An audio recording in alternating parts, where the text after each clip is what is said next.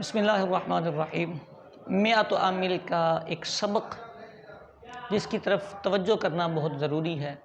یہ عبارت میں نے لکھی ہے لیکن یہ عبارت مقصود نہیں ہے، جو چیز سمجھانا مقصود ہے۔ امید ہے کہ تقریر سننے کے بعد آپ کو اس کی طرف توجہ رہے گی۔ یہاں مصنف رحمۃ اللہ تعالی علیہ الباء للالصاق هو اتصال الشیء بالشیء اما حقیقتا و اما مجازا، یہ بیان کر رہے ہیں حروف جارہ کا معنی۔ کہتے ہیں با الصاق کے لیے ہوتا ہے، با الصاق کے لیے ہے۔ الصاق کا معنی کیا ہے؟ کہتے ہیں ہوا اتصال الشیء بالشیء اما حقیقتا و اما مجازا۔ الصاق کا معنی ہے ایک چیز کا دوسری چیز کے ساتھ حقیقتاً یا مجازاً ملنا، ایک چیز کا دوسری چیز کے ساتھ حقیقتاً یا مجازاً ملنا۔ ترکیب آپ کرتے رہیے گا۔ یہاں سمجھانا یہ مقصود ہے کہ اس کے درمیان میں اما حقیقتاً کے بعد مثال ہوتی ہے، جیسے بہی داء۔ اب طالب علم کیا کرتا ہے؟ وہ جب ترکیب کرتا ہے تو وہ یوں ترجمہ کر رہا ہوتا ہے، با الصاق کے لیے ہے اور اس کا معنی ہے ایک چیز کو دوسری چیز کے ساتھ حقیقتاً یا مجازاً ملنا۔ جیسے اس کے ساتھ بیماری ہے۔ یہاں دو باتیں یاد رکھنی ہیں۔ پہلی بات یہ کہ آپ نے جیسے کے بعد یہ نہیں بولنا، آپ نے بولنا ہے جیسے بہی داء، جیسے بہی داء۔ پتہ کیوں؟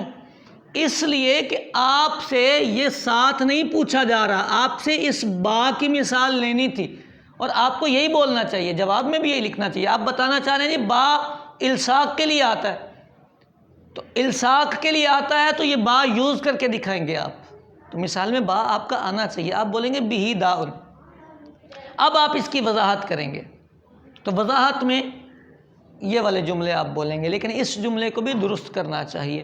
اس کا ترجمہ یہ نہیں ہے کہ اس کے ساتھ بیماری ہے، یہ اس کا ترجمہ نہیں ہے۔ یہ جو ساتھ والا معنی ہوتا ہے اتصال، یہ ہر جگہ ساتھ یوز نہیں کرنا ہوتا۔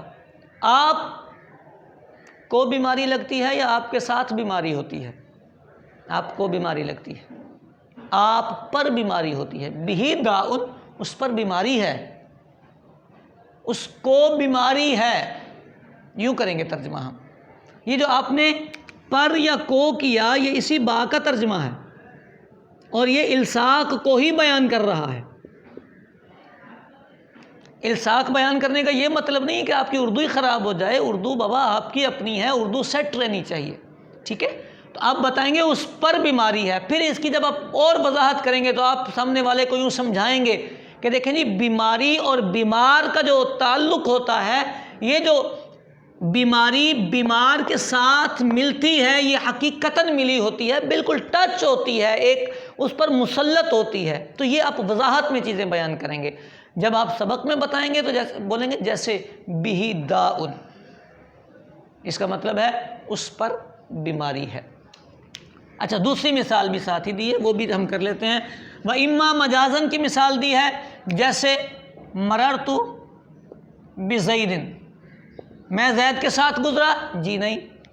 آپ پہلے تو یہی بات بتائیں گے جیسے مررت بزید۔ اب آپ اس کا ترجمہ کیا کریں گے؟ اس کا ترجمہ کریں گے میں زید کے پاس سے گزرا، میں زید کے پاس سے گزرا، زید کے ساتھ نہیں گزرا۔ سمجھ آ رہی ہے بات؟ کیونکہ ساتھ بولنا کوئی ضروری نہیں۔ ہماری اردو میں اس اتصال کے لیے جو لفظ استعمال ہوتا ہے، آپ وہی لفظ اپنی اردو میں استعمال کریں۔ اتصال بیان کرنے کے لیے آپ کی اردو میں جو الفاظ استعمال ہوتے ہیں آپ وہی بیان فرمائیں۔ اسی طرح ایک اور مثال ہوتی ہے وَلِلْإِسْتِعَانَةِ، با استعانت کے لیے ہوتا ہے، جیسے کتبت بالقلم،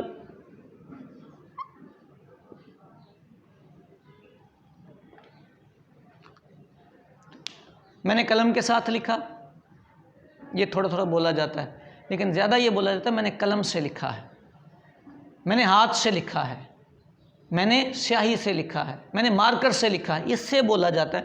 یہ سے اسی کا ترجمہ ہوتا ہے اور یہ استعانت کا ہی ہوتا ہے۔ ہاں اگر کوئی وضاحت پوچھے آپ سے تو آپ اسے یہ بتائیں گے کہ دیکھیں قلم کی مدد سے لکھا جاتا ہے، تو یہ جو سے ہے یہ مدد کو خود ہی تعبیر کرتا ہے، یہ سے مدد کو تعبیر کرتا ہے۔ یہ اگر آپ اسلوب سمجھ گئے ہیں میری بات کا اور مطلب سمجھ گئے ہیں تو آپ کو بڑی آسانی ہوگی۔ طلبہ کرام بڑے پریشان ہوتے ہیں ان حروف کا استعمال کرنے میں، اس کی ایک وجہ یہی ہوتی ہے کہ وہ ہر جگہ وہ کہتے ہیں با کا معنی ساتھ ہی ہوتا ہے۔ وہ بسم اللہ شریف کا بھی ترجمہ کرنے لگے تو وہ کہتے ہیں اللہ کے نام کے ساتھ، تو نام کے ساتھ مصاحبت والا ساتھ ٹھیک بنتا ہے، یہ بھی ترجمہ بنتا ہے، لیکن نام سے، اللہ کے نام سے، اللہ کے نام کی مدد وہ سے تعبیر ہو رہی ہے، استعانت والا۔ تو یہ پوری میات و عامل میں خصوصاً جو پہلی 9 طلبہ پڑھتے ہیں ان کے لیے یہ انتہائی اہم پوائنٹ تھا کہ آپ جب ترجمہ کر رہے ہیں، ایک اور میں مثال دے دوں تاکہ آپ کو تھوڑی سی وضاحت ہو جائے۔ لکھا ہوتا ہے وَلِلتَّعْدِیَةِ، بات تعدیہ کے لیے آتا ہے، تو اس کی مثال ہے جیسے ذَهَبْتُ بِزَیدٍ، ٹھیک ہے جی۔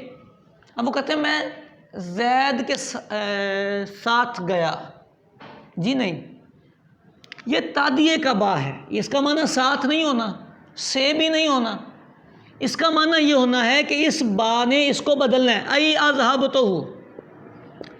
اچھا مزے کی بات یہ ہوتی ہے کہ یہاں بچہ پڑھ رہا ہوتا ہے تو وہ پتہ کیا کرتا ہے، کہتا ہے جیسے میں زید کے ساتھ گیا یعنی زید کو لے گیا، یہ غلط ہوتا ہے، صحیح نہیں ہے بات۔ اس کو کہنا چاہیے تھا جیسے ذہبت بزید یعنی اذهبتہ۔